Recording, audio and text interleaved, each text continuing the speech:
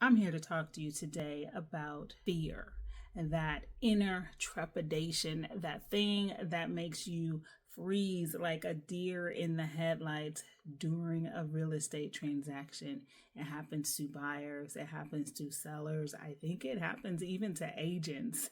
There's some nervousness that happens at different points within the transaction. And this is only elevated in the market that we're in right now because approximately 1 in 4 deals that go under contract, so that means that the buyer has placed an offer, the offer has been accepted by the seller, and escrow has been open, but about 1 in 4 of those deals fall out of escrow.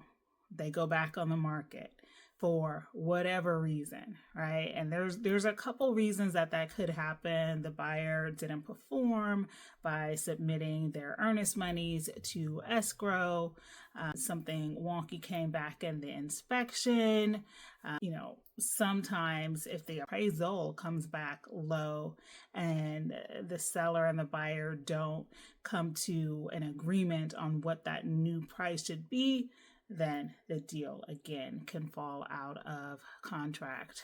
The reason why I bring this up is because there were buyers that made offers on listings that I had available that came to that point of fear and withdrew that offer that are still renting. And I know this because they've contacted me since that time with the woulda, coulda, shouldas. And what I'm here to tell you is that please do not let fear stop you. Fear does not necessarily mean stop. It may mean pause. It may mean there's some additional negotiation that needs to happen right now.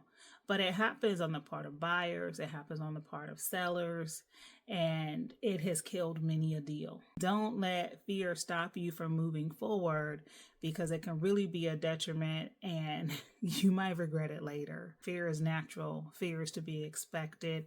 There's a point in every transaction where that fear just almost becomes overwhelming. And I'm speaking from experience. It happened to me, and it happened to me really late in the process. Like I was past all the inspection periods, everything was fine with that, but I got afraid about 5 days before I was going to get the keys. And that's when my little self decided to be afraid, I'm not ready for this. Why did they approve me for this loan? I can't do this, because I was very comfortable in the place that I was renting. It was a little small. It was a little tight for me and my family, but it was comfortable. It was home. I had been there for a number of years. So I did let fear kind of make me pause. But at that point, I would have lost money had I pulled out of the deal. So I obviously went through with it. I'm glad for it now, because owning a property, owning a home opens up so many possibilities for you in the future. It can actually help you to continue to invest and purchase more properties just by having that first property in your portfolio. So I'm here to say fear is natural, but don't let it stop you from making a move that you need to make.